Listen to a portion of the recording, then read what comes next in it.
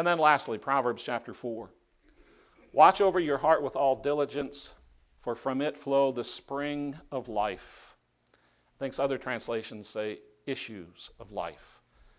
The idea is that that's what life exits. That's the exit. That's the way life shows itself. It exits. It presents itself.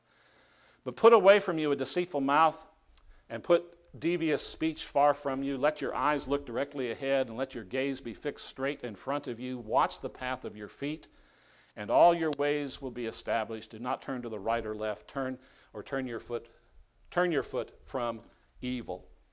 That kind of sounds like crossing over, looking over, granting acceptance. There is tremendous healing power within the love that gains the ability to cross over, to rise above offenses.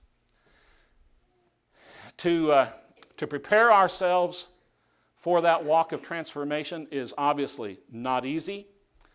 Living experientially a fully transformed life begins with the practice of adjusting our hearts so that we can function in an environment of acceptance.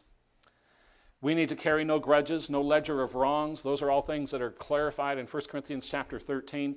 Even the guilty can be granted acceptance. There is nothing that others have to do to earn my acceptance. I'm to be an acceptor if I'm walking in God's transformational love. William Walton wrote, "To carry a grudge is like being stung to death by one bee." It's a good illustration.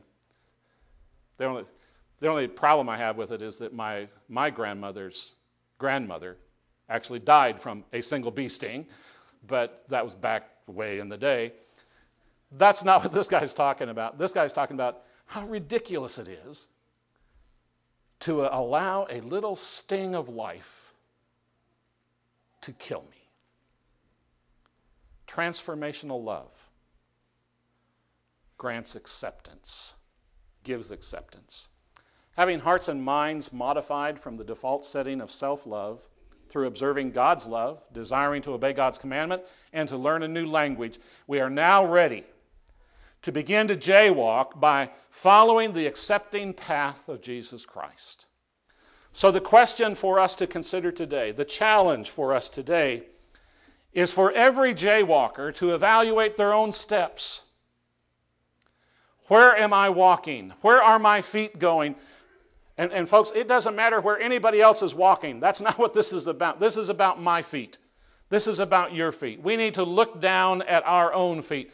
And we need to find that one of the very first steps that we take in this living in the transformational love of God is that we're able to grant acceptance.